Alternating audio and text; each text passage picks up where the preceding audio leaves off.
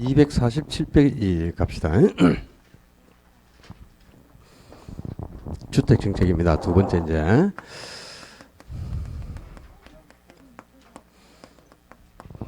보통 뭐 주택정책도 한 개 아니면 그냥 두 문제예요. 근데 주택정책을 실시하는 목적이 있겠죠. 주택정책을 실시하는 목적은 저소득층의 주거이동을 활성화시켜서 저소득층의 주거 안정을 꾀하는 게 목적입니다. 이 저소득층의 주거이동을 활성화시킬 목적으로 실시하는 주택정책은 크게 한 5가지 정도가 있어요. 5가지 정도 있는데, 근데 그 중에서도 이제 중요한 거는 임대주택정책입니다. 그러니까 임대주택이 이제 저소득이 거주하는 주택이죠. 임대주택을 다른 말로 표현하면 뭐 중고주택, 저가주택, 임대주택 다 같은 말이죠. 그리고 이제 반대되는 개념은 고가주택 또는 신규주택 또는 분양주택 이렇게 표현할 수 있는데, 지난주에도 우리 하양여가 가정에서 그죠? 주택시장은 고속기 거주하는 고가주택과 저속기 거주하는 저가주택 두 종류밖에 없다고 가정한다 그랬잖아요. 그지? 그 이제 고가주택이 새로 신축해서 공급하는 신규 분양주택, 분양 아파트를 뜻하는 겁니다. 분양주택. 그걸 신규주택이라고도 하고 고가주택이라고 하는데, 그 반대 개념이 이제 고속기 쓰다가 저속기에 물려주는 주택 있잖아요. 그죠?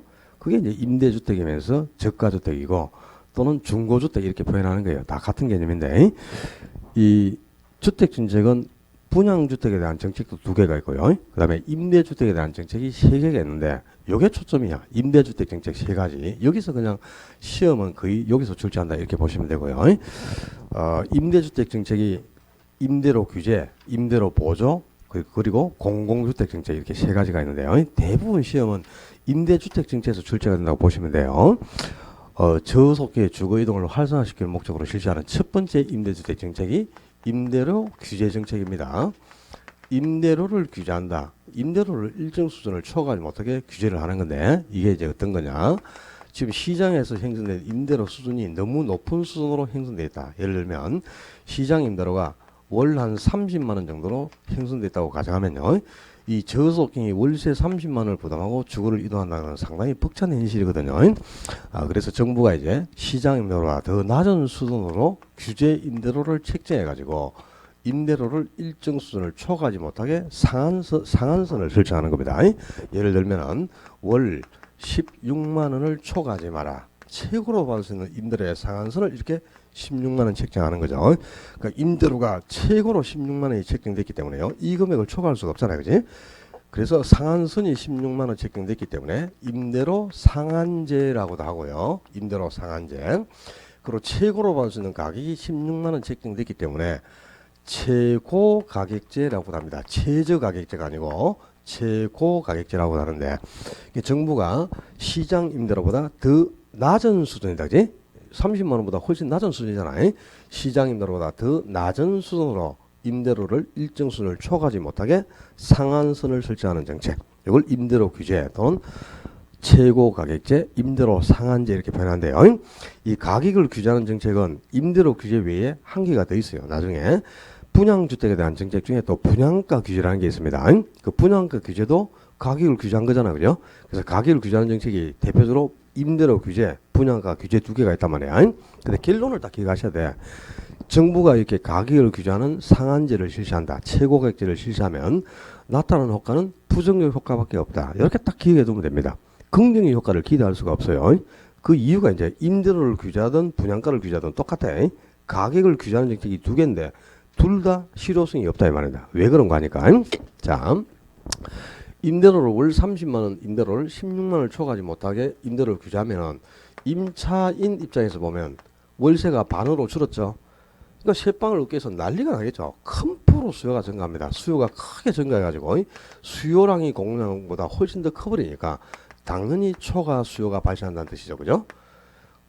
초과 수요가 발생하게 되는데, 이때 임대주택이 활발하게 공급이 되면 이 정책은 실효성을 거두고요, 긍정의 효과가 나타나는데 정반대의 결과가 나와요. 그건 왜 그럴 수밖에 없느냐? 임대인 입장에서 생각해 봅니다. 임대인 입장에서 보면은 월세 30만 원 받던 걸 15만 원 받는다. 수입이 반으로 감소했죠. 그럼 수입이 감소한 임대인이 임대사업 하고 싶은 마음이 없죠. 그죠? 30만 원 받다가 15만 원 받아라. 더러워서 세 못 놓는다. 이렇게 되겠죠. 임대주택을 다른 용도로 바꿔버립니다. 용도를 전환해버리거든. 그러니까 차라리 내가 30만 원 받던 거 15만 원 받고 세 주느니 개를 키우는 게 낫겠다. 이렇게 해서 임대주택을 개집으로 바꿉니다. 뭐 그렇게까지 하겠냐마는 거죠. 하여튼 임대사업에서 타산이 안 나오니까 임대주택을 이제 다른 용도로 전환해버리거든. 그럼 용도가 전환되는 숫자만큼 임대주택의 공급량은 어떻게 될까요? 당연히 감소하겠죠. 그죠?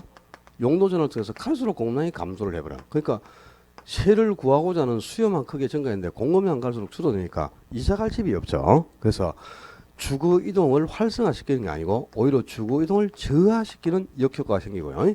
저속기 직구하기가 더 어렵습니다. 그리고 임대사업을 해서는 타산이 안 나와. 지금 30만 원 받은 거 15만 원 받으니까. 그러니까 임대주택에 투자도 안 하겠죠. 투자 기피 현상이 갈수록 커져갑니다. 그리고 수입 반으로 줄어든 임대인이 그죠?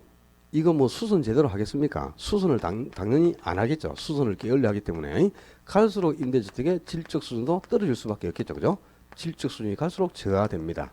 뿐만 아니고요. 지금 임대사업을 하고 있는 임대인 입장에서도 어떻게든 수익을 보충을 해야 되는 거예요. 그지? 그러니까 이제 임차인에게 계속 음성적 지출을 감당합니다. 음성적 지출을. 그러니까 전기세라든가 수도세 이런 거 나오잖아요. 영수증도 안 보여줘요. 그리고 뭐 3천 원 나온 걸 3만원씩 뜯어가고 막 10배, 20배씩 뜯어가는 거지. 이렇게 해서 지출을 계속 강요당하니까 임차인 입장에서 보면 불이익이 갈수록 가중될 수밖에 없어요. 그죠? 출줄이 지금 부정효과가 나타나고 있어요. 또 지금 세방이 공급이 안 됩니다. 그지? 임대주택을 다른 용도로 계속 바꿔버리니까 세방이 갈수록 줄어들죠. 근데 새롭게 세방을 꼭 구입해야 되는 임차인이 있지 않습니까? 그런 사람들은 15, 16만 원 주고 세를 안 놓잖아요. 그러니까 어떻게 해야 돼? 웃돈을 주고 세방을 계약하는 게. 그러니까 정부 모르게 그죠? 웃돈 거래가 성행을 합니다. 우리는 25만 원 줄 테니까 세 좀 줄래요? 이렇게 되겠지. 그렇게 해서 그 계약서에는 15만 원 주는 걸로 계약서 쓰고요. 뒷돈으로 10만 원씩 더 챙겨주는 거죠. 이렇게 해서 정부 모르게 웃돈 거래가 성행을 하면서 암시장이 형성되는 겁니다. 암시장이. 그렇게 해서 임대인은 암시장을 통해서 차익을 실현하고 새롭게 임대주택을 구입하는 새로운 임차인은 정부가 규제한 임대료보다 더 높은 임대료를 지불하고 세방을 구입하기 때문에 임차인 입장에서는 불이익이 갈수록 가중되는 역효과밖에 없는 그런 정책이 바로 가격 규제 정책이야. 그러니까 가격을 규제하게 되면 당연히 이 실효성이 없다는 거죠. 그죠? 부정 효과만 줄줄이 나타나잖아요. 주거 이동이 활성화되는 게 아니고 오히려 이사갈 집이 없어서 주택 구입량이 더욱 심화되면서 주거 이동을 저하시키는 역효과밖에 없잖아요. 그죠? 부정 효과가 줄줄이 나타납니다. 그래서 결론을 딱 기억하셔야 돼. 정부가 가격을 규제하는 정책은 임대료 규제와 분양가 규제 두 가지가 있다 그랬어요. 나중에 분양가 규제에서도 똑같은 부정적 효과가 나와요. 이런 효과가. 그러니까 가격을 규제하는 최고 가격제는 부정적 효과밖에 없다. 그냥 더럽다. 지분이 긍정적으로 구성되면 틀렸다. 이렇게 기억하면 답을 찾기가 얼마나 쉬워. 알았죠? 그렇게 딱 기억해 놓고. 다만 자 지금 책에 없는 거 있어요. 저거 정부가 시장 임대료보다 규제 임대료를 더 어떻게 했어? 낮게 책정을 했죠. 규제 임대료가 더 낮게 책정되면 이런 부정 효과가 줄줄이 나타나죠. 그런데 정부가 이럴 수도 있어. 지금 시장 임대료가 월 30만 원 형성돼 있죠. 근데 규제 임대료를 더 높게 책정해 가지고 월 40만 원을 초과하지 마라. 이렇게 해서 규제 임대료를 더 높게 책정해서 규제를 할 수도 있겠죠. 그러면 임대인 입장에서는 보면 그죠? 지금 30만 원 받고 있는데 10만 원 더 얹어서 받을 수도 있잖아요. 그죠? 수입이 감소 안 했지. 그럼 수입이 감소 안 했으니까 임대주택을 다른 용도로 바꿀 이유도 없죠. 그럼 공급량이 감소하지도 않죠. 또 수선도 잘해주겠죠. 그죠? 예, 지금 30만 원 받다가 15, 16만 원 받을 때는 수선합니까? 그죠? 사모님 수도물 안 나오는데요. 뭐 이러면서 물 안 나온다고 수도 고쳐달라 그러면 뭐라 그래요? 쭉쭉 빨아봐라 잘 나온다 이럽니다. 수선 안 해줍니다. 그죠? 당연히 수선해주고 싶겠냐고. 원래 이사 들어오고 나갈 때 도배 다 해주고 장판 새로 깔아주고 다 하잖아요. 그죠? 사모님 이 장판이 뭐 어디 뭐 담배풍 구멍 난 것 같아요. 신문지 깔아 괜찮아. 백지 좀 깔아주세요. 아이고 깔끔하고만 뭐 그렇습니다. 절대 수선 안 해주죠. 근데 수입이 지금 더 늘어날 수 있잖아. 규제인들하고 높게 책정되면 그죠? 그럼 수선도 잘 해주겠죠. 고로 이런 현상은 전혀 나타날 수가 없어요. 그래서 자, 이 중요한 거예요. 규제 임대료가 시장 임대료보다 더 높게 책정되는 경우에는 주택시장에는 아무런 변화가 나타나지 않는다. 아무 영향이 없다. 이까지 딱 기억해놔야 됩니다. 그러니까 그 임대료 규제의 효과가 이렇게 부정적으로 주거이동이 저하되고 질축수도 떨어지고 뭐 암시장이 형성되고 불이익이 가중되면서 부정 효과가 나타나려면 규제 임대료가 시장 임대료보다 더 낮게 책정돼야 돼요. 알았어? 그러니까 임대료 규제정책에서는 항상 지문을 읽을 때 그죠? 문제가 규제 임대료가 시장 임대료보다 더 낮게 형성된 경우에 효과로 틀린 거 이렇게 나오는 거나 규제 임대료가 더 높게 책정됐을 때 이렇게 나오거든요. 이거부터 확인한 후 답을 찾아야 돼. 그냥 뭐 전부 부정적인 효과만 있다 하더라 해가지고 막 좋은 말 나오다가 찍으면 틀려요. 규제 임대료가 더 높게 책정되는 경우에는 주택 시장에는 아무런 영향이 나타나지 않는다. 아주 중요한 거예요. 빈만하게 시험에 나오는 거니까 꼭 기억하셔야 돼. 그럼 이제 임대료 규제 정책은 실효성이 없지 않습니까? 그죠? 저소득에 만족감을 줄 수 없는 정책이죠. 그래서 이제 다른 대안이 나와야 된다. 그 두 번째 이제 대안으로 나온 게 임대료를 보조하는 겁니다. 저소득층에게 임대료의 전부 또는 일부를 보조해주는 방법. 그게 임대료 보조 정책인데요. 이 정책은 저소득에게 아주 큰 만족감을 줍니다. 실효성이 있기 때문에 시험에도 자주 언급될 수밖에 없겠죠, 당연히. 근데 지금 교재가 임대료를 보조한 후에 효과에 대해서만 정리가 되어 있어. 근데 임대료 보조 후 나타나는 효과는 하향여가 과정에서 배운 거하고 똑같아요. 그러니까 하향여가 과정에서 우리가 배운 걸 지난주에 여가연수에서 배운 효과를 정리하면 임대료 규제 효과는 알 필요가 없습니다. 시험에도 안 나옵니다. 뭐가 나오냐? 유형을 묻습니다. 유형을. 임대료 보조 정책의 유형을 묻는데요. 이게 지금 교재에 없어. 전부 적으셔야 돼. 자, 임대료를 보조하는 방법은 크게는요. 첫째가 공급자에게 임대료를 보조하는 방법이 있고 또 수요자에게 임대료를 보조하는 방법이 있어요. 이 유형이 중요합니다. 공급자에게 임대료를 보조하는 것은 임대주택을 공급하는 건설업자에게 아주 낮은 금리로 건설 자금의 일부를 지원해 주는 겁니다. 금리를 확 낮춰가지고 건설 자금의 일부를 지원해 주는 거죠. 그럼 예를 들어서 업자들이 임대주택을 공급할 때 한 1,000억이 소요되는데 연 이율이 10% 같으면 그죠? 1,000억을 빌려서 임대주택을 공급하려면 1년에 100억의 이자 부담이 생기겠죠. 근데 이율을 한 3%로 낮춰봐. 그럼 1,000억 빌릴 때 100억 이자 줄 게 아니고 30억만 이자를 주면 되죠. 그럼 이자 비용이 100억 들어갈 게 30억 들어가니까 70억 정도 경비가 절감된 거죠. 즉, 이 금리가 낮아진 만큼 그죠? 건설업자 입장에서는 생산 비용이 하락한 거예요. 생산비가. 이자 비용이 줄었으니까, 그지? 근데 이 생산 비용의 하락은 무슨 요인이고? 공급을 증가시키는 요인입니다. 그래서 생산비의 하락을 가져와서 공급을 증가시키므로 장기적으로 볼 때는 임차인 입장에서는 그죠? 공급이 증가하면 가격은 당연히 하락을 하죠. 그리고 균형량만 증가하지 않습니까? 그래서 뭐라고? 왜? 공급이 증가하면 공급만 변할 때는 양만 공급하고 같은 방향, 가격은 반대방으로 움직인다. 수요 공급이 돼서 다 하고 온 거다. 공급만 변할 때는 그지? 그럼 이 건설업자에게 금리를 낮춰서 생산 비용이 하락한 효과가 생기면 임대주택의 공급을 증가시켜 주니까 임대주택이 아주 값싸게 공급되는 거지. 그러니까 저소득층이 값싸게 주택을 구입할 수 있는 길을 열어주고요. 또 임대주택의 공량이 늘어나면서 주거이동을 활성화시킨다 이 말입니다. 그래서 장기적으로는 당연히 그죠? 임차인이 혜택을 봅니다. 임차인이 혜택을 봐요. 공급량이 활발하게 증가하면서 주거이동도 활성화시키고 값싸게 임대주택을 구입할 수 있는 길을 열어주기 때문에 공급자에게 임대료를 보조하는 것도 장기적으로는 당연히 임차인이 혜택을 봐요. 그런데 수요자에게 이제 보정을 준다. 그러면 또 수요자에게 보정을 주면 더 큰 만족을 주게 되는데 이 수요자에게 보정을 지급하는 방법은 세 가지가 있어요. 첫째가 가격 보조. 가격 보조를 집세 보조라고도 합니다. 그리고 두 번째는 소득 보조. 소득 보조를 현금 보조라고도 합니다. 그리고 세 번째는 주택 바우처 제도. 이렇게 세 가지가 있는데요. 가격 보조, 집세 보조는 뭐냐? 임차인이 그러니까 저소득층이 새 방을 구입할 때, 주택을 구입할 때만 그 구입 자금의 부족분을 지원해 주는 거예요. 이거는 주택을 구입할 때만 주택 구입 시에 새 방을 구입할 때 주택을 구입할 때 구입 자금의 부족분, 그 부족분을 지원해 주는 거거든. 그럼 예를 들어서 저소득층이 1,000만 원짜리 새 방에서 1,500만 원짜리로 이사를 가고 싶단 말이야. 근데 500만 원이 부족해서 1,500만 원짜리 새 방을 구할 수가 없잖아요. 그 부족한 자금 500만 원을 정부가 지원해 주면서 1,500만 원짜리 새 방을 구할 수 있게 해주는 거야. 그럼 이 돈은 주택을 구입할 때만 구입 자금의 부족분을 지원해 주는 거니까 이 돈은 전부 주택 구입에만 사용되는 거죠. 전부 자금이 주택구입에 사용되면서 주거 이동에 아주 큰 효과를 발휘하게 됩니다. 세방을 활발하게 얻을 수 있게 해주죠. 그죠? 그래서 아주 주거 안정에 아주 큰 효과를 발휘한단 말이에요. 주거 안정에 효과가 나타나게 되죠. 근데 소득 보조, 이 현금 보조는 저소득에게 현금으로 직접 보조금을 주는 거예요. 현금으로 직접 보조금을 지급하는 거죠. 그래서 이제 1,000만 원짜리 세방에 살고 있는 임차인에게 보조금을 현금으로 직접 500만 원 딱 주면서 더 넓은 세방 구입해서 이사 가라. 이렇게 해서 보조금 현금 500만 원 주잖아요. 그죠? 그럼 그 500만 원 받은 현금으로 세방을 다 구입하는 임차인은 한 명도 없어요. 왜 그러냐?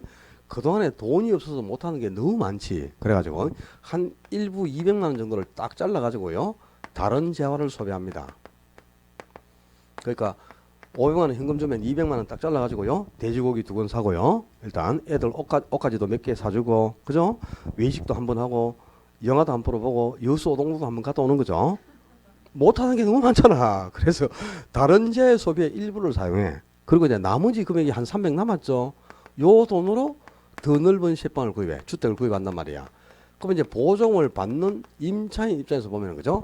현금으로 보조금을 딱 주니까 세방도 1,000만 원짜리에서 1,300짜리로 더 넓은 세방 구입했어요. 그리고 그동안에 돈 없어서 못하던 다른 재화의 소비도 촉진했지. 만족감이 2배, 3배 커지겠죠. 그죠? 꺽 먹고 알 먹고, 그죠? 도랑치고 가재 잡고 뒤로 넘어졌는데 500원짜리 죽고, 뭐 이거 완전히 그냥 기분 찢어질 일 아닙니까? 이제 만족감이 극대화되는 거야. 그러니까 이 소득 보조를 해주게 되면 요 소득 보조는 임차인의 만족감을 극대화시켜준다. 임차인의 효용을 증대시켜준다. 이 임차인의 효용 증대 측면에서 아주 효과가 크다 그 말입니다. 근데 정부가 보조금을 주는 목적은 임차인의 물론 만족감을 증대시켜 줘야 되지만, 그죠? 실제 임대료 보조의 목적은 주거 이동을 활성화시켜서 주거 안정을 깨는 게 목적 아닙니까? 그게 정부가 보조금을 주는 정책의 목적이죠. 근데 현금으로 보조금을 주면 정책의 목적이 좀 반감되죠. 자금의 일부를 유용을 해버리잖아, 그지? 그러니까 주거 안정 가능성이 좀 떨어지는데, 이 가격 보조를 해주게 되면 이 돈은 전부 주택구입에만 사용이 되면서, 그죠? 자금의 유용을 방지를 하고 주거 안정에 큰 효과를 발휘하죠. 그래서 정부가 실시하는 정책적인 측면, 보조금을 주는 정책적인 측면, 정책면에서는 가격 보조가 훨씬 더 효과가 높다 그렇습니다. 자, 이게 아주 중요한 거예요. 정부가 실시하는 주거 안정이라는 정책적인 측면에서는 뭐가 효과가 크고, 가격 보조, 집세 보조가 효과적이고요. 임차인의 효용을 증대시켜준다. 임차인의 만족감을 극대화시켜주는 측면에서는 소득 보조가 효과가 크다. 이걸 구분하는 게 아주 중요한 포인트예요. 그 다음에 현금으로 보조금을 주니까 자금의 일부를 잘라가지고, 그죠? 돼지고기 사먹고 영화 보고 난리를 들어. 그러니까 주거 안정 가능성이 좀 떨어져 버리죠. 그러니까 보조금을 주는 순수한 목적이 좀 사라지지 않습니까? 그래서 자금의 이탈을 방지하고 이 보조금을 전부 주택 구입에만 사용하도록 하기 위해서 보조금을 현금 대신에 쿠폰 또는 상품권으로 대신 주는 겁니다. 그걸 바우처 제도로 한다 말이에요. 이 바우처라는 말이 상품권 또는 쿠폰이라는 뜻입니다.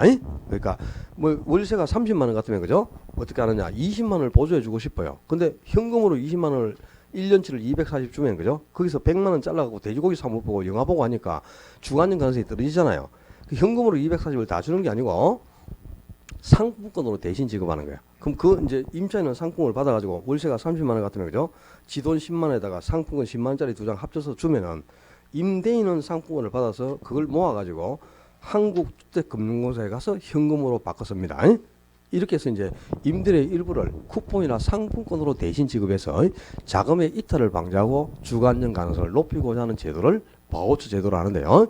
지금 현재 우리나라에서 시행하고 있어요. 그러니까 그 일부 지방자치단체에서 시범사업으로 지금 시행을 하고 있는 중입니다. 전국적으로 곧 확대될 제도이기 때문에, 그죠? 요 제도까지 기여를 하고요. 만약에 보조금을 공급자에게 보조금을 준다고 한번 가져보자. 그럼 공급자에게 보조금을 주면 공급자가 그 보조금 받는 돈으로 상인동 지역의 임대주를 공급한다고 가정해봐요. 그럼 임차인이 값싸게 임대주를 구입하려면 상인동에서 공급자가 공급하는 지역에서 주택을 선택해야 되겠죠. 그럼 주거지를 상인동으로 제한해서 선택할 수밖에 없잖아, 그죠? 그런데 수요자에게 임대료를 직접 보조해준다.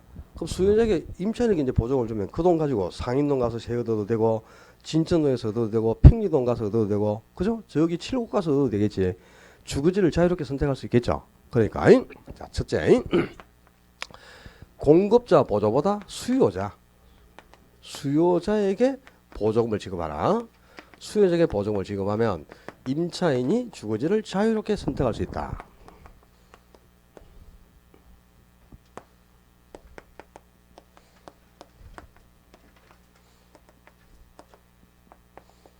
그러니까 공급자에게 보조금을 주는 것보다는 수요자에게 보조금을 주는 것이 임차인이 주거지를 자유롭게 선택할 수 있는 장점이 있다 이 말입니다. 두 번째, 보조금을 주면서 이 보조금을 주택 구입에만 사용해라.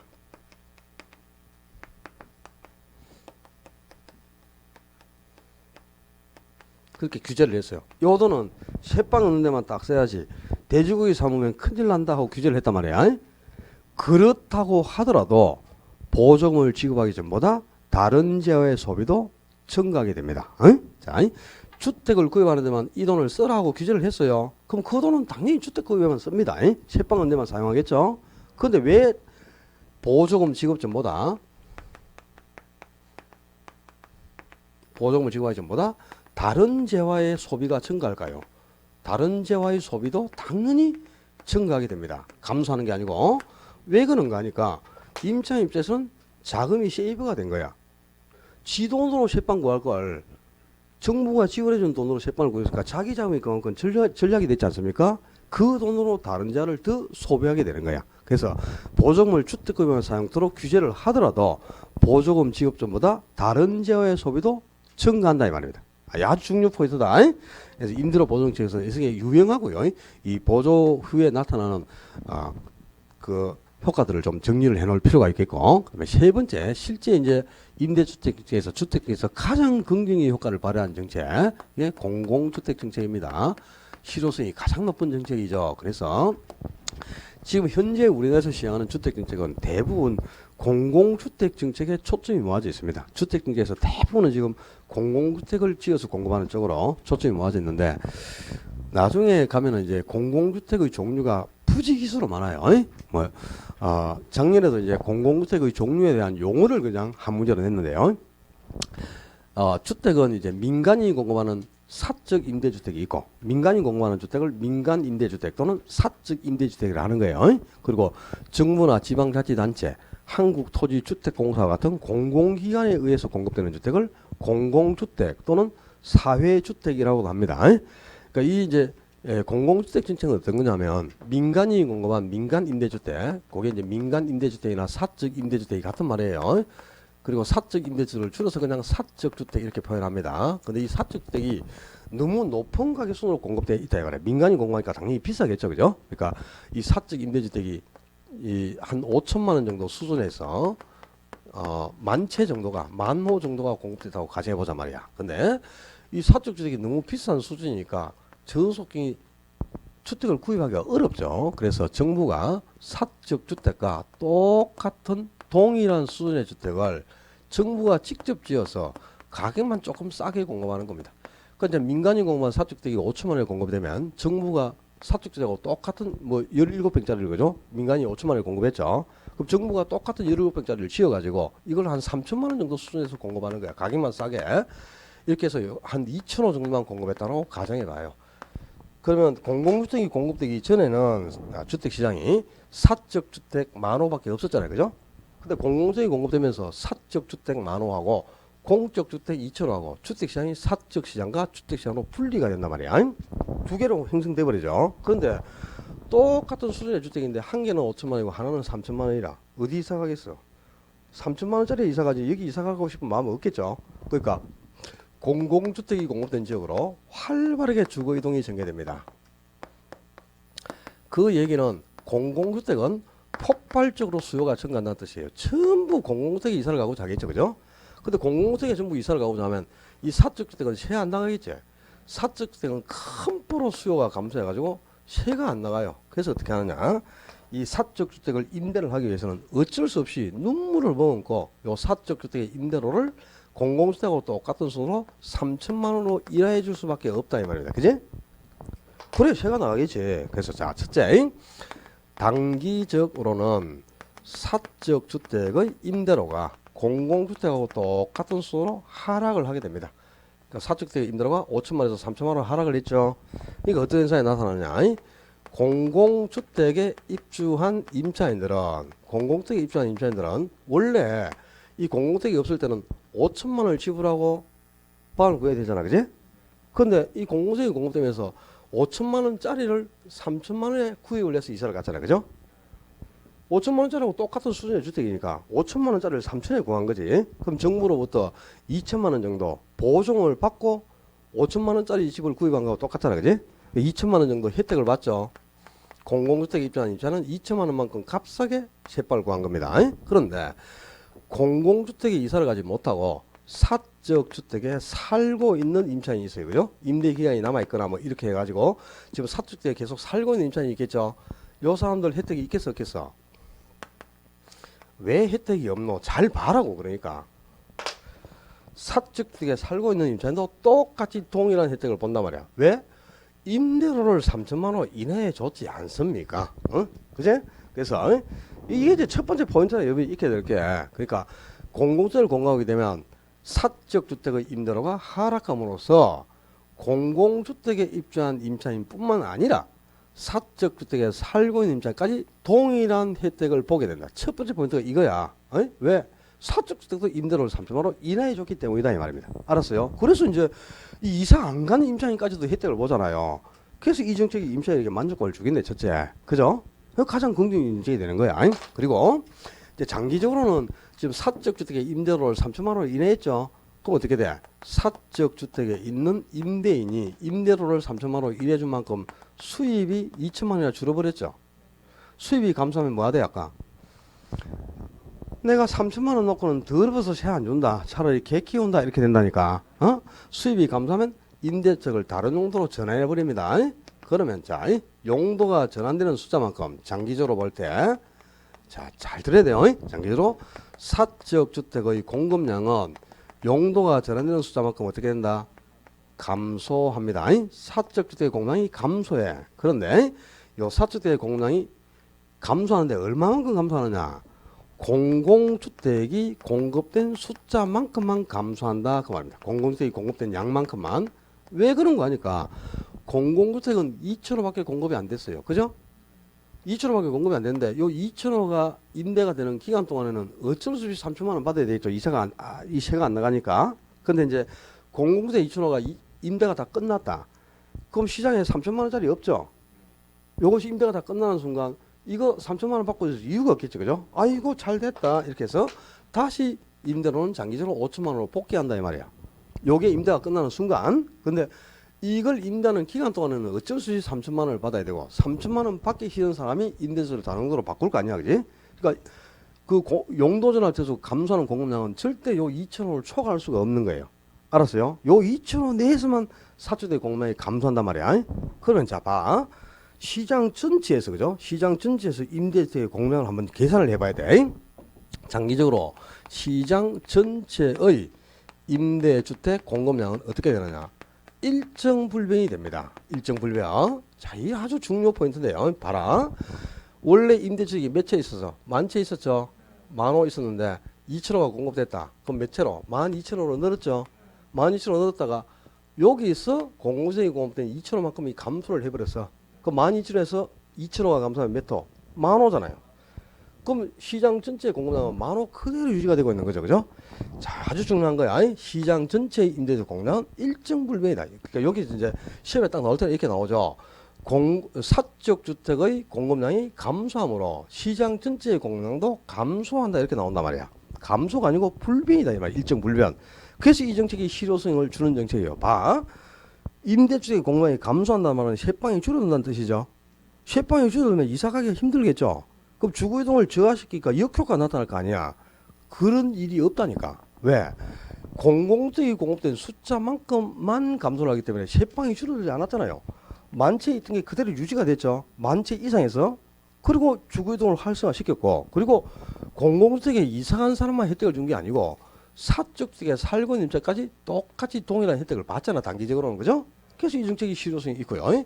다만 이제 단기적으로 자, 이 장단기도 또 중요해. 단기적으로는 공적 주택에 입주한 임차인과 사적 주택에 살고 있는 임차인이 모두 동일한 혜택을 다 받죠. 근데 장기적으로도 양쪽에 있는 임차인이 모두 혜택을 본다. 그러면 또 큰일 나요. 자, 장기적으로는 그렇지가 않습니다. 사적 주택에서 공공주택으로 이사를 안 온 사람들도 단기에는 혜택을 받단 말이야. 여기 살고 있는 임차인도. 근데 장기적으로는 자, 공공주택 2초로가 임대가 끝났다.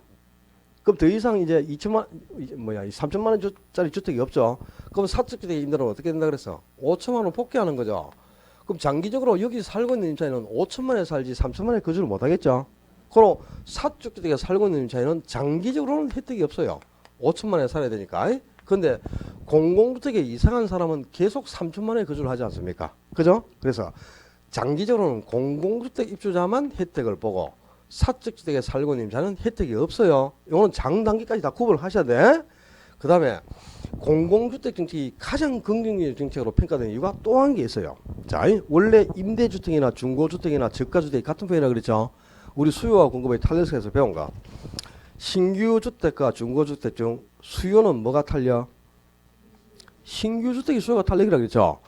그럼 수요가 탄력적이면 그죠? 신규 주택이 수요가 달리면 중고주택, 이 임대주택, 저가주택이 수요가 비탄력이라는 뜻이잖아요. 그죠? 그럼 수요가 비탄력적이면 자, 나중에 좀 이따 나올 거야. 11, 12월에 배운 사람 기억을 떠올려봐. 조세를 부과했을 때 비탄력적인 쪽이 불리하니까 세금을 더 많이 부담한다 그랬거든요. 그죠? 그러면 수요가 신규주택하고 중고주택 중 중고가 비탄력이니까 중고주택을 구조하는 소비자가 누구? 임차인이죠.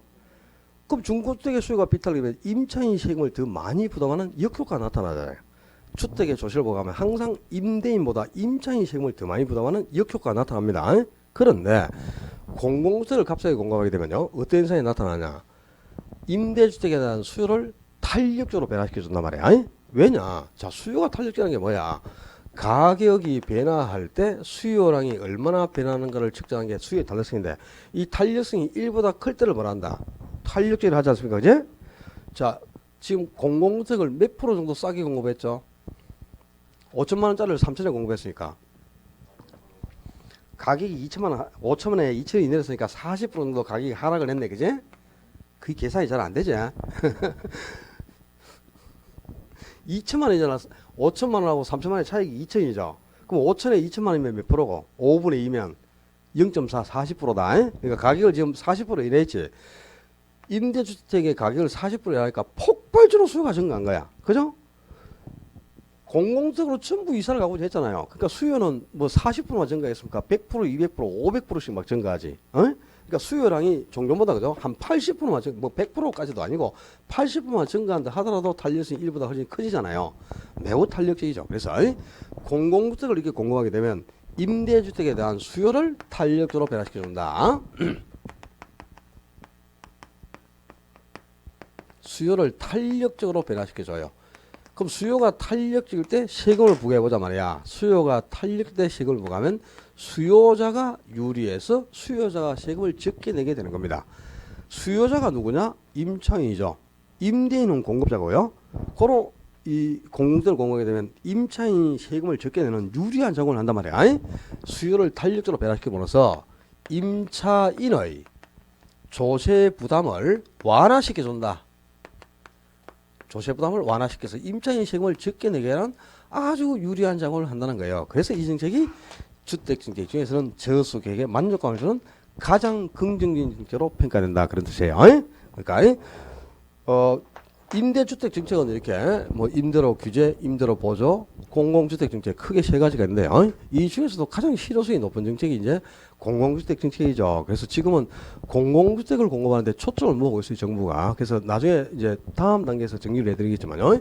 정부가 공급할 때는 공공주택 특별법이 있습니다. 공공임대주택 특별법. 그 법에 적용을 받아서 공급을 하고요. 또 민간이 공급할 때는 민간임대주택 특별법이 또 따로 제정돼 있어. 그 법에 의해서 공급을 하는데 공공주택 특별법이나 민간임대주택 특별법에 명시된 공공주택의 종류만 수두룩 법적이에요. 영구 임대주택, 국민 임대주택, 행복주택, 장기 전세주택, 뭐 민간건설 무슨 주택, 무슨 분양 임대 전환형 주택, 뭐 별의별 주택이 다 있어요. 나중에 보면은. 근데 그 종류를 가지고 이제 작년에 한 문제를 냈거든요. 작년에 한 문제를 냈는데 나중에 다음 단계에 가서 프린트물을 나눠주고 정리해 드릴 테니까 염려는 하지 말고. 지금 주택 정책은 일단 요 임대주택에 대해서 실시하는 정책이 이렇게 세 가지입니다. 요 세 가지에서 주로 시험에 나와요. 그리고 이제 이거 외에요. 분양주택에 대한 정책이 있단 말이에요. 분양주택. 그러니까 도심에 신규 공급하는 분양 아파트가 있죠. 그 분양주택에 대한 정책이 두 가지가 있습니다. 자, 이제 네 번째 주택 정책이죠. 네 번째가 분양가 규제 정책. 분양가를 규제한다. 이거는 뭐냐?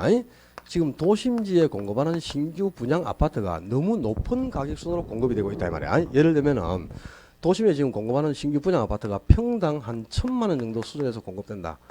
지금 대구에는 평당 1,000만 원짜리 찾을 일이 없습니다. 없어요. 전부 1,000만 원 다 이미 초과했죠, 그죠? 분양가 자료되고 나서 지금은 뭐 이미 1,800만 원대까지 올라간 것도 있고 막 그렇죠, 그죠? 지금 1,000만 원에 공급되는 게 별로 없죠. 새로 공급되는 거 어디 1,000만 원에 공급되는 거 있던가요? 어디 있노? 다 1,000만 원 초과해요. 1,400, 뭐 1,500만 원대 수승구는 이미 1,800도 초과하고 그랬는데 뭐 달수구도 1,800 넘는 것도 나오고 그런데 지금 뭐 그죠? 분양가가 실제 너무 높습니다. 수도권은 지금 이건 뭐 1,000만 원이 뭡니까 그죠? 아이고 상상도 못하죠. 이미 한 3,500, 4,000을 이미 돌파했죠 그죠? 평당 분양가가. 그러니까 저속에 희망이 없잖아요. 한 평에 3,000만 원 같으면 아이고 10평이면 3억 아닙니까 그죠? 지금 서울의 아파트 가격이 서울 지역 아파트의 52%가 9억을 전부 초과합니다. 서울 지역 아파트의 52%가 아파트 전체의 반 이상이 9억을 이미 초과했어. 진짜 이게 참 절망적인 거 아닙니까, 그죠? 상상이 안 되죠. 근데 아파트가 뭐 30몇 평대만 있습니까, 그죠? 10몇 평대도 있고, 20몇 평대도 있고, 40몇 평대도 물론 있고, 60몇 평대도 있겠지만, 그죠? 60몇 평보다 20몇 평대가 더 많겠죠. 전체 아파트에서 52%가 이미 9억을 다 초과했다니까. 뉴스 안 봤습니까? 그제 나온 거. 심각한 현실이죠, 그죠? 그러니까 뭐, 아이고, 30평이라 하더라도 9억 같으면 한 평에 3,000만 원 아닙니까? 그죠? 땅 한 평이 봐야 내 하나 땅 놓으면 딱 맞는데. 그죠? 아무도 이제, 니는 한 10명 넣을 수 있겠지. 뭐 그런 생각합니까, 지금? 한 평에 별거 없어요. 가로 세로로 한 1.8m 밖에 안 된다고. 1.8m인데 그게 한 평 되는데 그게 이게 몇천만 원씩 하면 참 희망이 있습니까, 지금 그죠? 희망이 없는 거죠. 그러니까 이게 평당 1,000만 원면 자, 이 평당 1,000만 원 같으면 20평짜리 아파트 하나 분양 받으려면 얼마 줘야 되노? 아, 그거는 계산이 됩니까? 그래. 1,000 곱하기 20 하면 2억 아닙니까? 저속행이 그죠? 20평짜리 아파트 분양 받았다가 얼마예요? 2억. 억하고 주고붑니다. 돈이 어디 있습니까? 2억 주고 분양받을 돈이. 너무 이제 분양가격이 높은데 실제로 이거는 예를 제가 든 숫자고요. 지금 이미 수도권뿐만 아니고 지방도 광역시급은 전부 1,000만 원 돌파한 지가 이미 오래됐습니다. 근데 1,000만 원도 지금 벅찬 거 아닙니까? 이제? 그러니까 이게 너무 비싸니까 이제 규제를 하는 거죠. 평당 한 600만 원을 초과하지 마라. 이렇게 해서 최고로 받을 수 있는 상한선을 또 600만 원 책정해. 그러면 20평짜리 분양받을 때 1억 2천만 원 이하에서 분양가가 형성되겠죠, 그죠? 1억에서 1억 1천, 뭐 1억 2천 사이에서 분양가가 형성 안 되나? 그러면 신규 분양주택의 가격이 절반 정도로 인하되는 효과가 생겼죠. 그럼 이제 저소득층이 활발하게 신규 아파트를 분양받을 수 있는 길을 열어준다는 건데요. 역시 분양가격이 지금 600만 원 최고로 받을 수 있는 상한선이 600 책정됐죠. 600만 원을 초과할 수 없으니까 최고로 받을 수 있는 상한선이 600만 원이잖아. 그래서 이걸 분양가 상한제. 분양가가 상한선이 600 책정됐으니까 분양가 상한제라 하고요. 또 최고로 받을 수 있는 가격이 600만 원 책정됐으니까 역시 최고 가격제죠. 아까 저기 1번에 임대료 규제 정책도 임대료를 일정 수를 초과하지 못하게 최고 가격을 설정했잖아요. 그죠? 그래서 최고 가격제가 두 개가 있다 그랬지. 임대료 규제와 분양가 규제. 두 가지란 말이야. 근데 결론적으로 아까 말씀을 드렸어. 정부가 가격을 규제하는 최고 가격제는 실시후에 나타나는 효과가 전부 뭐? 더럽다. 긍정의 효과가 안 나타난다니까요. 그러니까 자, 수요자 입장에서는 당연히 1,000만 원 받고 분양받을 걸 500, 600이면 되니까 절반 정도로 인하됐으니까 뭐 수요가 크게 증가해가지고 분양한다 그러면 난리가 나겠죠. 큰 포로 초과 수요가 발생합니다. 수요량이 공량을 훨씬 초과하게 되죠. 수요가 크게 증가해가지고. 근데 이때 또 신규주택이 활발하게 공급이 되면 이 정책은 실효성을 거둔다니까. 근데 그렇지가 않잖아요. 그지? 공급자 입장에서 한번 생각해봐요. 건설업자 입장에서 보면 수입이 거의 절반 정도로 감소해버렸죠. 그죠? 수입이 감소한 건설업자가 생산성이 악화됐기 때문에 신규주택을 공급할 이유가 없어. 어? 이거 5, 600 공급해서는 답 안 나오잖아요. 그러니까 당연히 신규주택 공급을 끊을 수밖에 없으니까 신규 공급량이 어떻게 돼? 갈수록 감소할 수밖에 없겠죠. 그러니까 지금 수요는 크게 증가했는데 갈수록 주택이 부족해지잖아요. 공급을 안 하니까. 그지? 그러니까 시간이 들수록 주택 부족난이 심화됩니다. 주택 부족난만 심화되면서 이사를 못 가게 만드는 역효과가 나타나죠. 그리고 새로 이 신규 주택을 공급하는 건설업자가 제대로 이게 공사하겠습니까? 1,000만 원 받을 걸 5, 600만 원 받는데, 그지? 철근 20개 쓸 거 7개밖에 안 씁니다. 당연히 그렇겠죠. 질적 수준이 갈수록 떨어질 수밖에 없어요. 질적 수준은 저하되죠. 그 다음에 어떤 게 나타나냐. 자, 종전에는 신주택이 20평짜리가 2억인데 지금은 1억 1, 2천이면 공급을 받잖아. 그죠? 그럼 1억 1, 2천에 딱 분양을 받아가지고 종전순으로 딱 되팔아 먹어. 그럼 8천만 원 이상 전매 차익이 발생하게 되죠. 워낙 신규주택이 저가로 공급되기 때문에요. 신규주택에서 전매 차익이 크게 발생하니까 이 전매 차익을 획득하기 위해서 주택이 필요가 없는 사람들이 청약에 가담한단 말이야. 신규주택 분양한다 그러면요. 난리가 납니다. 득석 그러면 무슨 말인지 모르지? 득석이 뭔지 압니까? 멍석 깔고 3박 4일 거기서 잔다니까. 분양한다 그러면, 그죠? 분양 받으려고 텐트 치고 자잖아요. 그렇게 해서 실수요자 중심으로 청약을 하는 게 아니고 가수요자 중심으로 청약에 가담해서 투기성 수요만 크게 증가하는 거지. 그렇게 해서 분양 딱 받아가지고요. 안전자리에서 500만 원 붙여서 바로 파는 놈도 있어요. 그죠? 그 자리에서. 그래가지고 피 좀 행성되면 팔고 티 나오고 막 얼마나 많이 했습니까? 이렇게 투기성 수요만 크게 증가해서 폐단이 또 나타나게 되죠. 그리고 도심지에는 지금 분양가를 심하게 규제하니까 건설업자들이 규제가 심한 도심지에서 아파트 공급하고 있을 이유가 없는 거야. 그러니까 이제 규제가 좀 없는 외곽지로 이탈을 해가지고요. 외곽에서 막 고층 아파트를 건설해서 공급하게 되죠. 근데 원래 도심이 개발 용도가 많고 외곽은 보존 용도가 많잖아요. 그 외곽지역은 용적률이 낮고 도심이 용적률이 높으니까 고층 아파트가 도심에 들어서야 되는 거 아니야.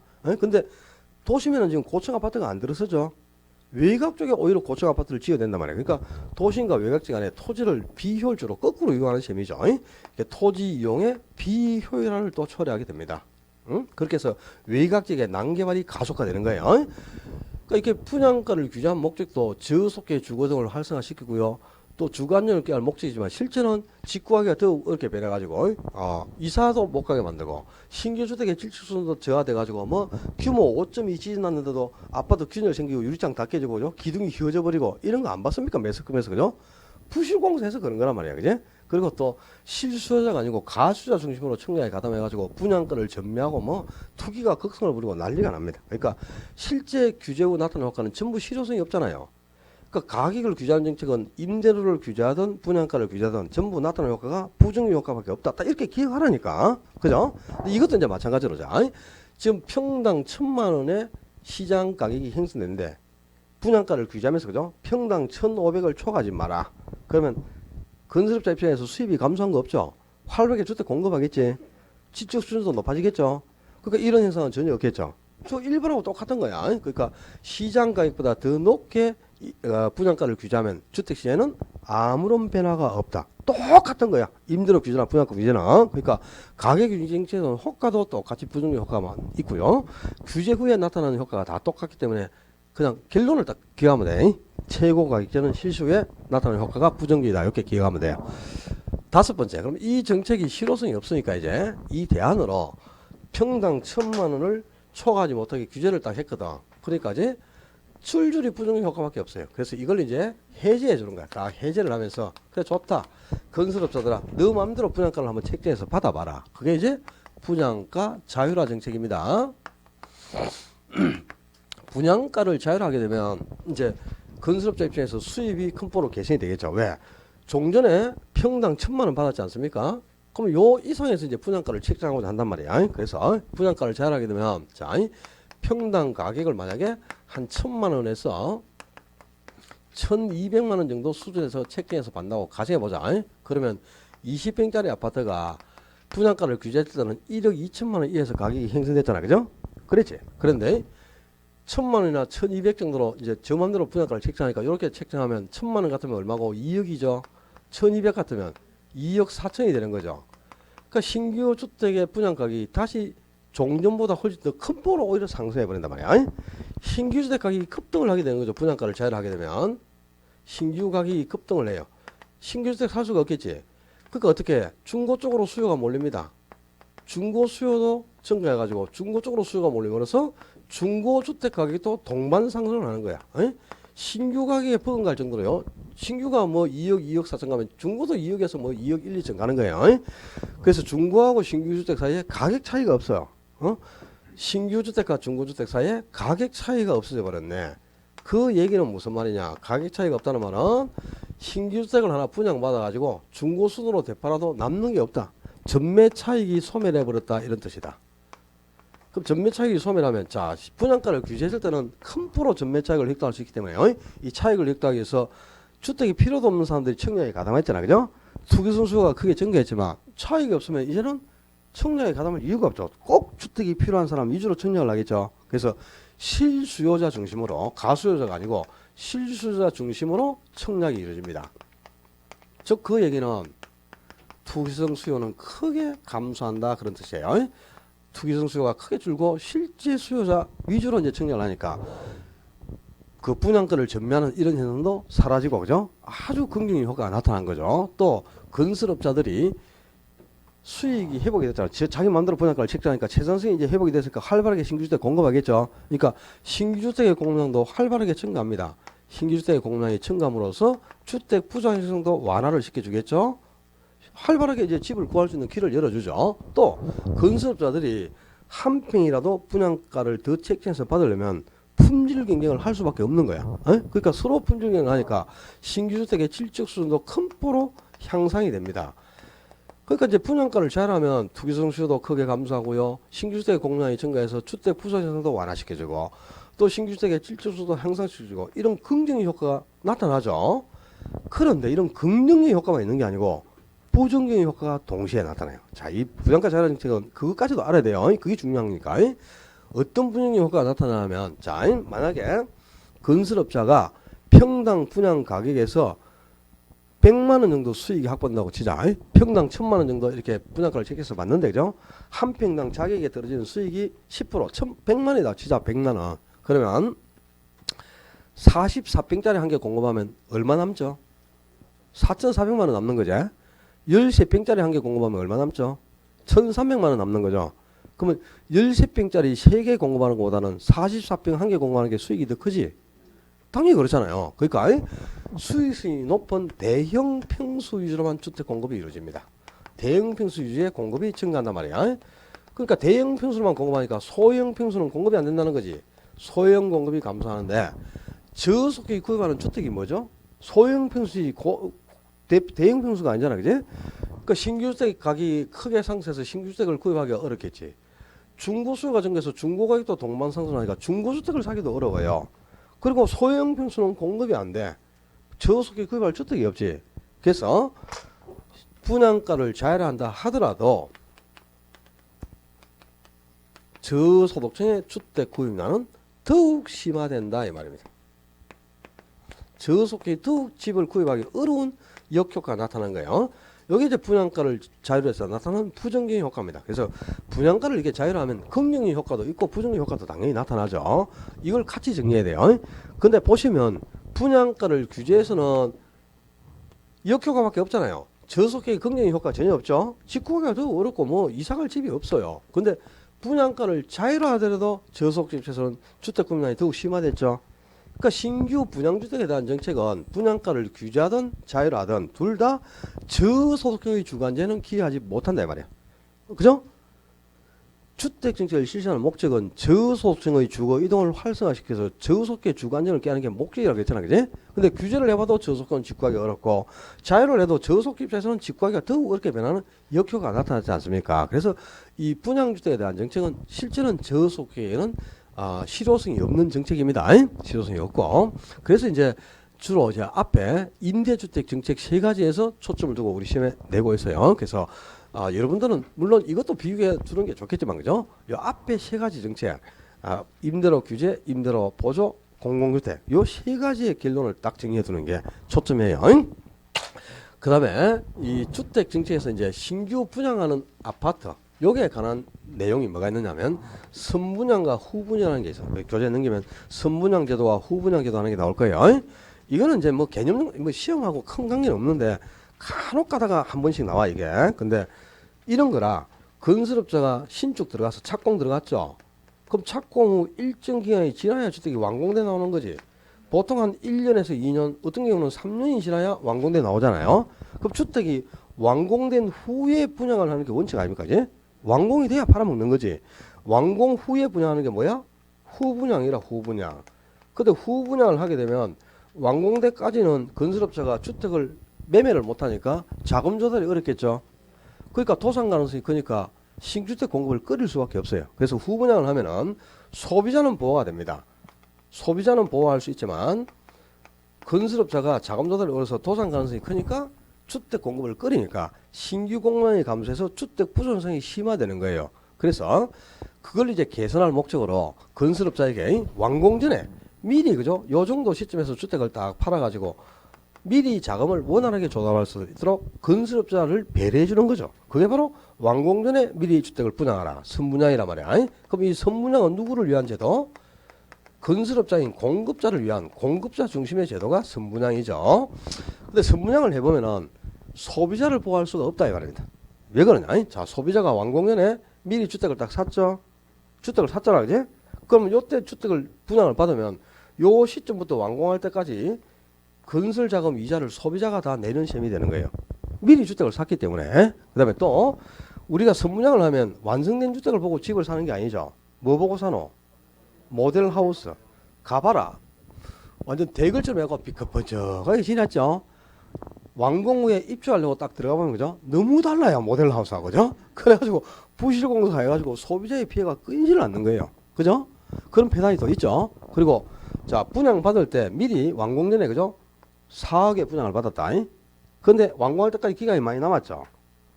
요 한 1, 2년 남았는데 입주 완공할 때 딱 되니까 집값이 폭락을 해가지고 3억까지 떨어져 버렸어요.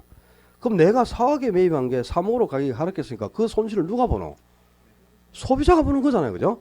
가격이 하락한 손실을 소비자가 다 안는 겁니다. 또 요 사이에 지금 주택은 건설업자가 이미 팔았는데 완공할 때까지 상당히 기간이 남았죠. 요 기간 중에 건설업자가 도산할 수도 있어요. 먹고 튈 수도 있다 이 말이야. 그러면 소비자는 집 사놓고 이사도 못 가보고 쫄딱 망하는 거지. 소비자의 피해가 끊일 수가 없는 거야. 그래서 이제 선분양을 하면 신규 주택 공급은 활성화되지만 소비자를 보호할 수 없는 단점이 있네요. 그래서 그 단점을 보완하기 위해서 이제 건설업자에게 완공 후에 주택을 분양하라. 이렇게 해서 건설업자를 규제하는 거죠. 이게 이제 소비자 중심의 후분양입니다. 그래서 후분양을 하면은 뭐 이제 소비자 입장에서는 완성된 주택을 직접 보고 사니까 그죠? 최적 선택이 가능하잖아요. 뭐 벽에 근가 있는 거 안 사면 되지. 그죠? 또 완성된 주택을 직접 이제 주고 사니까 집값이 하락한 손실을 건설업자가 다 부담하는 거야. 내가 부담할 필요가 없고 그죠? 싸게 사는 거죠. 집값이 하락하면 분양가보다. 그리고 또 요 완공할 때까지 도산이 되면 건설업자가 다 책임지는 거지. 나하고는 아무 상관없잖아. 아직 집 안 샀으니까. 그죠? 그리고 또 건설 자금에 대한 이자를 건설업자가 다 부담하는 거죠. 내가 부담하는 게 아니고. 그래서 이제 소비자를 보호할 수 있는데 다만 이제 단점은 있어요. 우리가 선분양을 하게 되면 4억짜리를 4억 안 주고 사죠. 계약금 4천만 원 준다 그죠? 10% 걸고 중간에 중도금 주고 입주 시점 가서 잔금 치르고 대금을 분할 납부할 수 있는 장점이 있잖아요. 그죠? 근데 완성된 주택을 직접 살 때는 분할 납부가 안 되지. 4억 한꺼번에 주고 사야 된단 말이야. 목돈을 마련해야 되는 부담은 다르겠죠. 이런 단점은 있지만 후분양이 소비자를 보호하는 제도다 이 말입니다. 그러니까 이 선분양과 후분양은 뭐 그렇게 크게 이렇게 어려운 건 아닌데 그죠? 누구를 위한 제도인가 요 정도 초점에서 두 개를 비교해 두면 되고요. 주택 정책을 다 점검해 왔는데 이 주택 정책은 한 개 아니면 두 개, 뭐 보통 그렇습니다. 이 임대주택 정책에서 한 문제 정도 예상하시면 되고요. 259페이지가 조세정책으로 가야 되는데 자 지금 어쩔 수가 없다. 이걸 지워야 되는데 할 수 없어요. 요 앞에 요거만 살짝 지워야 되는데 좀 빨리 뭐 아직 또 안 적고 뭐 찍어야 되고 하면 빨리 찍어라 빨리. 또 지웠다고 욕하지 말고 자 또 비켜줄게 빨리 찍어. 저거는 안 줄 테니까 그냥 두시고 요거만 지운다니까 요거만 됐어요. 지울까요? 하도 욕을 많이 해서 막 아이고 진짜 막 신간시러워서 진짜 얼마나 뭐 말들이 많은지 그죠? 또 저 새끼 다 지어보고 뭐 어쩌고 모르면 안 배웠다 하고 조세정책 한 문제짜리입니다. 근데 원래 이제 조세정책에서 시험에 나오는 유형보다는 최근에 작년하고 재작년 같은 경우는요, 그냥 조세정책에서 낸 문제가 세법 문제야, 세법. 여러분들이 이제 세법, 저번에 뭐 세법에서 뭐 조세 총론에서 그죠? 국세에 어떤 게 있고, 지방세에 뭐가 있고, 그죠? 취득 단계에서 부과하는 세금이 뭐가 있고, 보유 단계에서 부과하는 세금이 뭐가 있고, 양도하는 단계에서 부과하는 세금이 뭐가 있다, 이런 거 다 했지. 그런 걸 구분하는 게 개론에서 시험에 나와. 알았죠? 개론에서 자 취득세는 언제 부과하는 조세지? 취득 단계에서 부과하죠, 그죠? 취득 단계에서 부과하는 게 뭐가 있노? 취득세. 그게 변기돼서 같이 내야 되는 게 등록 면허세 내야 되지. 내가 취득해서 일정 기간 보유한다. 보유 단계에서 내는 거 뭐 있어? 재산세 내야 되죠. 또 비싼 거 갖고 있으면 그 또 뭐 종합 부동산세 내야 되죠, 그죠? 그거 내겠지. 그럼 처분 단계에서 내는 세금이야. 양도소득세 내야 되죠. 다 구분하잖아, 그죠? 그게 개론 시험 문제야, 딴 게 아니고. 그리고 국세를 대표하는 게 뭐 있어요? 양도소득세, 종합부동산세, 부가가치세 이런 게 국세입니다. 지방세는 대표하는 게 취득세, 재산세, 그죠? 등록 면허세 이런 건 지방세 아닙니까, 그죠? 그런 게 있어요. 그게 시험에 나오는 게 이제 국세로서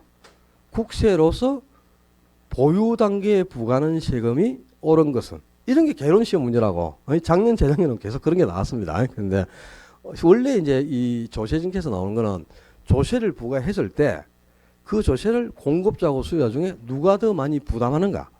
조세의 증가와 귀착. 한 장 딱 넘기면 조세의 증가와 귀착하는 게 있어. 우리 시험에 나오는 포인트는 조세의 증가와 귀착을 정리하는 게 초점이에요. 무슨 말인 거 아니까? 자, 공급자가 임대인을 뜻하는 겁니다. 근데 임대인이 이제 주택을 보유하고 있으니까 당연히 1년에 한 번씩 조세를 부과하죠. 재산세를, 그지? 근데 조세를 부과하면 이 부과된 세금을 공급자가 다 부담하는 경우도 있지만요. 수요자인 임차인에게 떠넘겨버린단 말이에요. 임차인 수요자에게 조세를 떠넘긴다. 내가 부담할 걸 다른 주택에 떠넘기는 것을 증가라고 하는 거다. 그죠? 과세 주체가 달라지는 거죠. 임대인이 부담할 걸 임차인에게 떠넘긴다. 원래 주체가 임대인인데 임차인에게 떠넘겨버렸잖아요. 이 과세 주체가 달라지는 걸 조세의 증가라고 한다. 이거야. 남에게 떠넘긴다 이 말이니까, 그지? 근데 어떻게 세금을 떠넘길까요? 증가를 어떻게 시킬까? 임대료를 인상하는 거야. 만약에 한 1,000만 원 세금을 부과했잖아요. 근데 그 중에 400만 원 정도를 임차인에게 떠넘기고 싶다. 그럼 임대료를 400만 원 인상하는 거야. 그럼 임대료가 인상된 만큼 세금이 임차인에게 증가되는 거죠. 그래서 임대료 인상을 통해서 조세를 임차인에게 증가를 시켜야 되는데 어떤 경우는 부과된 세금을 임대인이 다 부담하는 경우도 있고 100% 세금이 다 증가가 안 되고 전혀 세금이 증가가 안 되면 임대인이 다 부담하겠죠, 공급자가. 근데 세금이 100%가 다 증가되면 부과된 세금만큼 임대료가 상승하겠죠. 그죠? 임차인이 다 부담을 해야 되니까, 이제. 그러니까 임대인이 다 부담하는 경우도 있고 임차인이 다 부담하는 경우도 있고요. 또 이 공급자가 좀 적게 내는 경우도 있고 수요자가 적게 내는 경우도 있어. 그러니까 조세를 공급자하고 수요자 중에 누가 더 많이 부담하는가? 조세를 부담하는 정도. 이게 뭐에 따라 결정되느냐? 탄력성의 크기. 수요와 공급의 탄력성 배웠다. 그 탄력성의 크기에 따라 결정된다 이 말이야. 그러니까 탄력성은 무한대 0, 그 다음에 1, 1보다 큰 경우, 1보다 적은 경우, 여러 가지 경우가 있었죠. 그 탄력성의 크기에 따라서 조세 부담 정도가 달라지는데, 이게 이제 결론이죠. 탄력적인 쪽이 유리한 입장에 놓이기 때문에 세금을 적게 부담하게 됩니다. 그럼 이제 반대로 탄력적인 쪽이 유리해서 세금을 적게 내면은 비탄력적인 쪽이 불리한 입장에 놓이므로 세금을 많이 부담한다. 그 말하고 같겠네.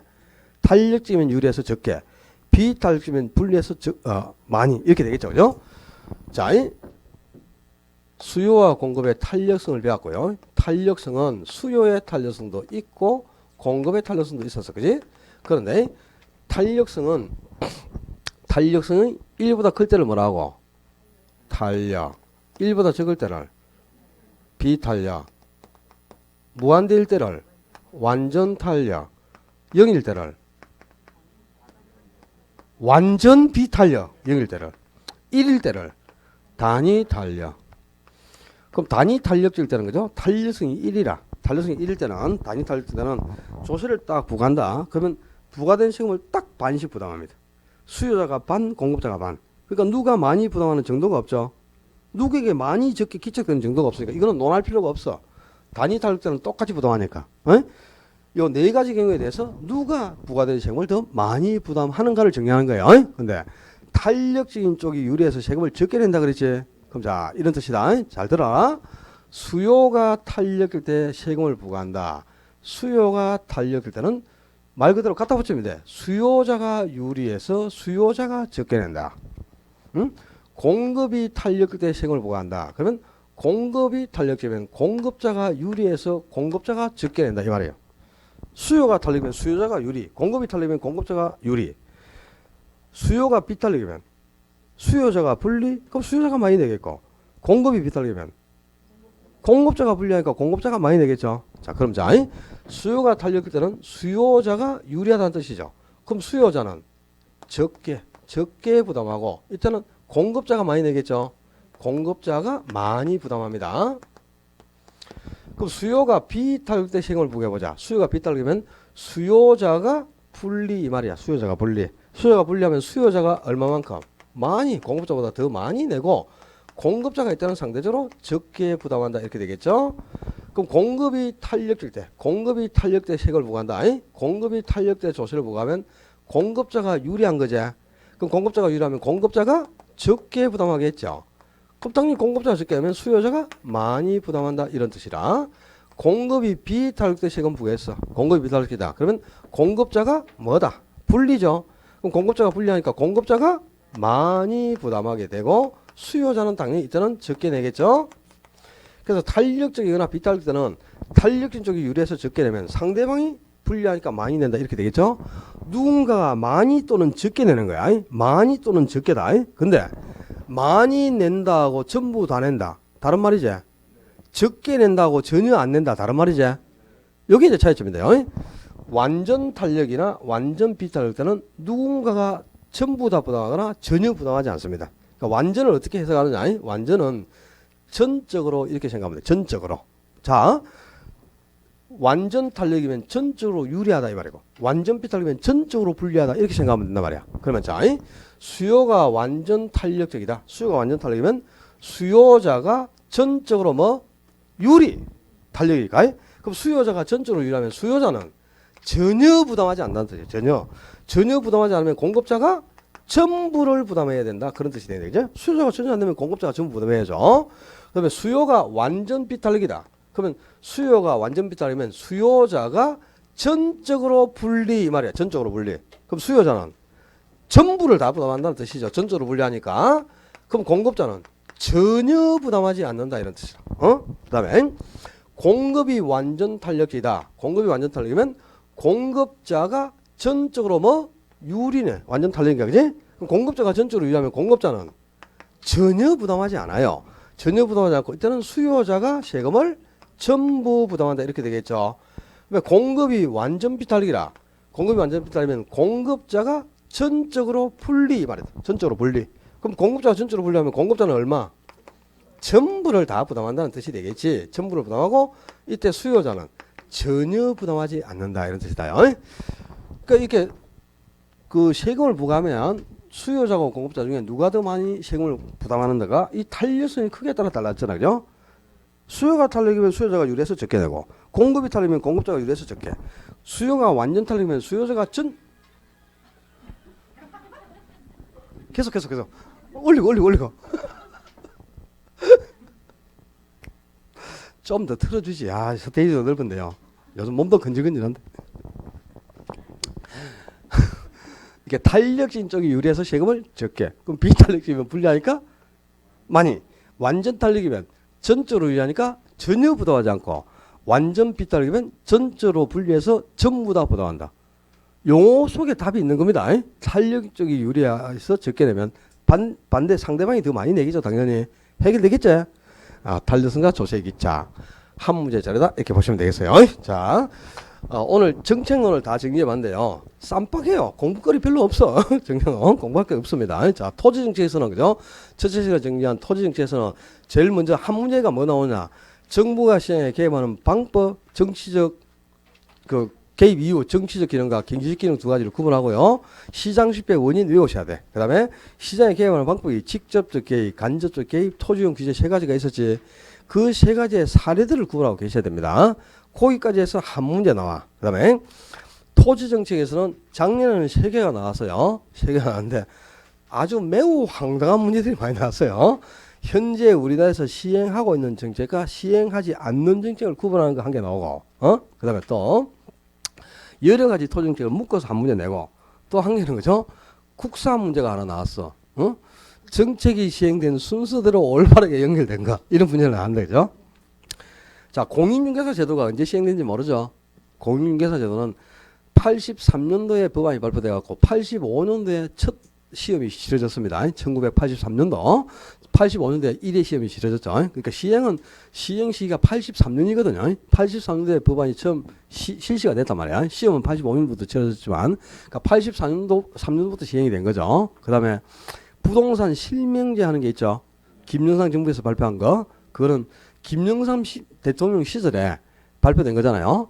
1995년도부터 시행이 됐습니다. 부동산은 실권리자 명의로 등기를 내라. 그게 실명제 아닙니까? 그죠? 그 다음에 지금은 부동산을 거래하면 실거래가를 신고하게 되죠. 실거래가 신고제도. 그게 언제부터 시행되냐. 이거는 2006년부터 실시가 됐어요. 2006년부터 시행이 됐고, 아직 여러분들이 금융원에서 배워야 될 건데, 자산 유동화에 관한 법률을 하는 게 있다. 자산 유동화에 관한 법률이 98년도에 실시가 됐거든. 그렇게 해가지고 4개를 박스에 넣고, 그죠? 시행된 순서대로 올바르게 나가라는 거. 이게 시험 문제야. 이거 국사 문제죠. 그죠? 황당합니다. 우리 시험이라는 게. 그런 문제도 나오고 했는데, 참, 그거는 좀 실제 시험 문제로서는 내서는 안 되는 문제죠. 그런 거는. 그죠? 근데, 토지 정책에서는 오늘 배운 것 중에, 그죠? 토지 은행제, 외부 효과, 지역 지구제. 그 세 가지 포인트만 알면 토지 정책에서 나온 거 해결됩니다. 주택 정책은 5가지 정리해 드렸지만, 임대로 규제, 임대로 보조, 공공주택. 요 임대주택 3가지 정책의 효과를 정리를 딱 해두면 돼. 근데 가격 규제 정책은 실효성이 없어. 그건 더럽다. 임대로 규제하고 나오면 더럽다. 그 다음에 임대로 보조는 실효성이 있는데 그는 유행을 익히는 게 중요하다니까. 효과가 아니고 유행을 익혀놓는 게 중요한 거고요. 그다음에 공공주택이 가장 긍정적인 정책인데 이거는 단기하고 장기까지를 구분해가지고 장단 효과를 전부 그냥 깨다시피 할 정도로 기억해야 됩니다. 제가 알려드린 거 적어드린 걸 전체를 다 기억하고 계셔야 돼. 그래야 대비책이 쓴다 이렇게 보시면 돼. 그 다음에 조세 정책은 조세를 부과했을 때 누구에게 세금이 더 많이 끼짝되는가. 요거 정리하면 요 다음에 정리할 것도 아주 쉽게 해결할 수 있어요. 정책론 해결해봤는데 별로 어려운 건 없으니까 시험 폰트가 다 노출되어 있으니까 득점을 다 할 수 있도록 노력을 하시고. 자, 이제 다음 파트가 뭐죠? 괴롭다. 투자론이다. 투자론. 우짤래 이제. 쉬는 시간에 머리 좀 맑게 하고 밖에 가서 바람 좀 쏘고 들어오세요. 투자론부터 조금 쉬었다 합시다. 고생했습니다.